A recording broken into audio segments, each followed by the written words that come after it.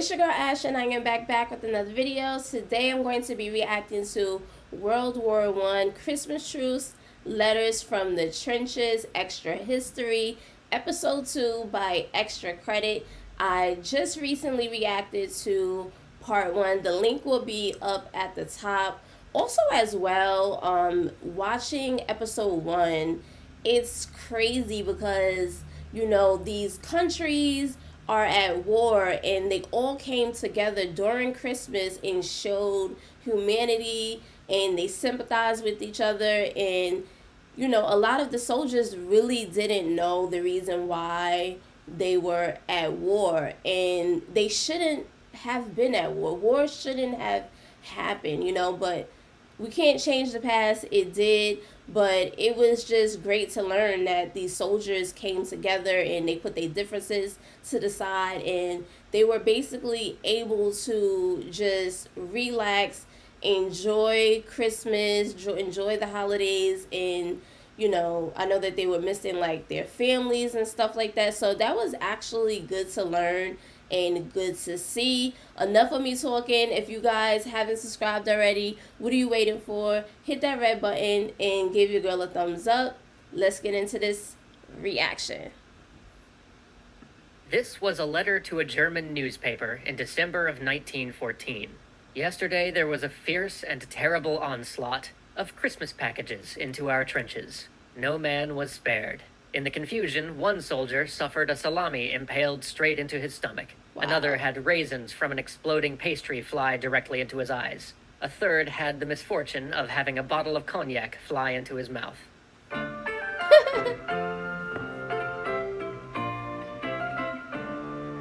This little holiday special is brought to you by World of Tanks. Use the invite code ARMISTICE if you're a new player who wants to check out the game. World War I was a letter-writing war, one where pencil and paper were a soldier's line of communication with friends and family, and reading those letters provides some insight into what life was like in those trenches. So today, let's read some excerpts from those soldiers' holiday letters. Now, of course, none of us at Extra Credits have ever experienced being deployed over the holidays. So real quick, I want to hand the mic over to somebody who has. Here is Wargaming's military specialist, Richard Cutland, back again to give us a little insight. In my 30 years of service, I was extremely fortunate to only spend around 6 Christmases away from home and family. The first was spent lying in a muddy ditch in Northern Ireland, where we've been ordered to set up an observation post to watch the comings and goings of a known IRA. That's a lot of Christmases. Only 6 Christmases? That's a lot. That's one too many. Terrorist. Cold, wet, hungry and tired, watching someone else celebrate Christmas with family and friends. It was certainly a low point for us all. As a young soldier, the easiest thing to do was not think about it. It was merely another day amongst a multitude of other days. The real heartbreak occurred after marriage and children. It was wrenching to explain why Daddy would not be there on such a special day. Tales of helping Santa at the North Pole or having to feed the reindeer quickly wore thin as my children grew older and wiser. A soldier's wife has much to contend with, and my own wife's angst and worry during any operational tour was compounded when I was away for the holidays. The armies always tried their best if circumstances allowed. If you were near a headquarters, the chefs would knock up a Christmas dinner with all the trimmings. Well, perhaps not all, but they did their best with what was available. Unfortunately, sitting with 100 men wearing paper hats was not quite the same as Christmas dinner with your family. Yes, Yet sure we're all aware it's wasn't. necessary to spend such periods away. And let's face it, it was part of the job. But it was always a killer to be told that a deployment was imminent and Christmas would be cancelled. So to all those servicemen and women who find themselves away for this very special time, I salute you and wish you and your families peace and happiness. Thank you, Richard. Now let's set the scene. It's Boxing Day, 1914, and Private Henry Williamson is writing home about the most extraordinary Christmas of his life. I'm writing from the trenches. In my mouth is a pipe presented by the Princess Mary. In the pipe is tobacco. Well, of course, you say. But wait, in the pipe is German tobacco from a German soldier. Yes, a live German soldier from his own trench. On Christmas Eve, both armies sang carols. And it wasn't poison, because remember in the last video, some of the soldiers were like, no, they're trying to poison us. We can't eat their stuff or smoke their tobacco. And cheered, and there was very little firing. The Germans called to our men to come and fetch a cigar, and our men told them to come to us. This went on for some time until a bold Tommy crept out and stood between the trenches, and a Saxon came to meet him. They shook hands and laughed. Thus the ice was broken. Our men are speaking to them now. German Corporal Joseph Wenzel was similarly amazed at the gathering, writing, "What I believed to be madness several hours ago, I could see now with my own eyes. Bavarians and English, until then the greatest of enemies, shook hands, talked, and exchanged items. A single star stood still in the sky directly above them, interpreted by many as a special sign from heaven." So many lives were lost. So many lives. And this goes to show you that they were able to coexist. They were able to coexist. More and more joined, and the entire line greeted each other. For the rest of my life, I shall never forget this scene, which goes to show that human feelings continue to go on, even if, in these times, men do not know anything but killing and murdering. But not everybody held fire. British rifleman John Erskine's unit was fraternizing in no man's land when a soldier, disobeying his officer's order, shot one of the Germans. He writes, "The Germans immediately replied, and instead of firing on where the shot came from, they fired at the first person they saw. Unfortunately, this happens to be one of our corporals, who was shot through the head." Wow. A most regrettable fact connected with the affair was that he has 3 brothers in the battalion, and it must have had a disheartening effect on them.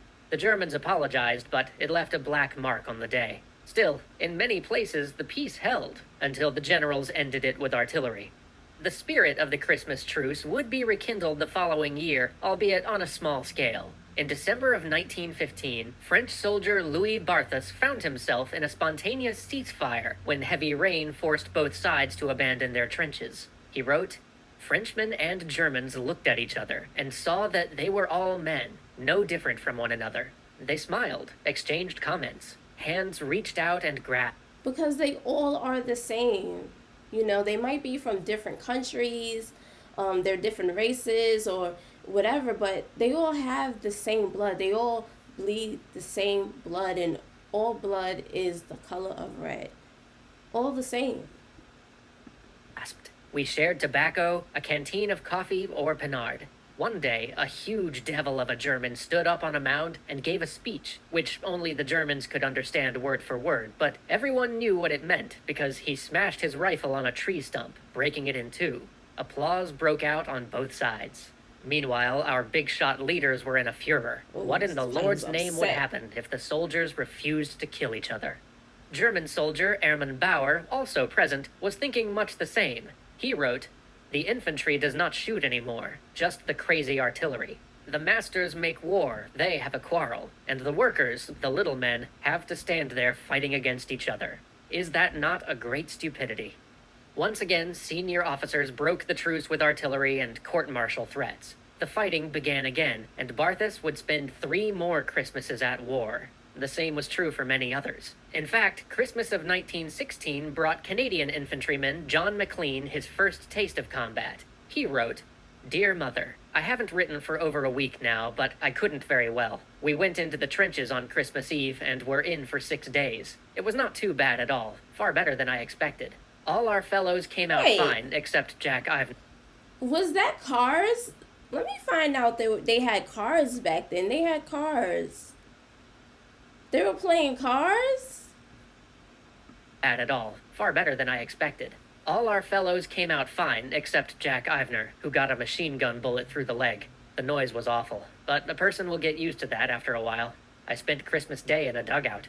If I live to be 300 years old, I will never forget this Christmas week. One night, I was going up a trench, and I saw a big gray cat sitting on the parapet. I'd like to tell you more, but I can do that when I get home. Now you are doing too much worrying. We're all right if a man is careful. A month later, he was dead. Wow. Meanwhile, another Canadian, Jack Davy, was having a bittersweet Christmas. He had come home after months in a POW camp, only to find himself at a military hospital in Toronto, thousands of miles from his new fiancée. He wrote to her on Boxing Day, "Darling Kitty, many thanks for the letter and the card with Christmas wishes. We had quite a snowstorm on Christmas Eve. It's quite a novelty to see a real white Christmas. Yesterday was a lovely day. On the whole, I had a good time, but I hope next year won't be such a disappointment for us, sweetheart. Surely this rotten luck of being separated at Christmas can't go on forever. 1 week has passed since I was measured for my leg. I wish that I could have it by the new year so I could start the year on both feet again. It will soon be 2 years since I walked like a human being. It seems a long time to talk about it, but I can picture those fields and imagine I can see the Wow. Could you imagine back then the thoughts of the things that they had to endure mentally, physically, and they probably didn't really even know how to cope. You know, like they have like so much things now to kind of help people with PSTD and, you know, just a lot of things. And back then they really didn't have that much. exact spot where I fell, as though it only happened yesterday. I guess it'll be a long day before I forget it. But I hope that all the dark days are behind us now, sweetheart. We just have to be happy and live long to make up for it all. Aww. As the war ended and the veterans trickled home, that is exactly what they tried to do. Yet their holidays spent in the shadow of dugouts would never fully leave them. There are so many letters like these. Honestly, deciding which ones to include was the hardest part. But if this happened to capture your imagination, try something later. If you go home for the holidays, or if you happen to already be there, ask your relatives if they have any old letters lying around. It's possible that the next story from the trenches might come from your own family. Happy holidays, everybody. We'll see you next year. Wow. That just go to show you that we are all the same. Man, you know, war shouldn't have happened in general. Just shouldn't have happened. This was definitely informative. Comment down below. Let me know what you guys think. Give me your thoughts and opinions. And don't forget to give your girl a thumbs up. Please give your girl a thumbs up. And I'll see you guys in the next video. Bye, fam.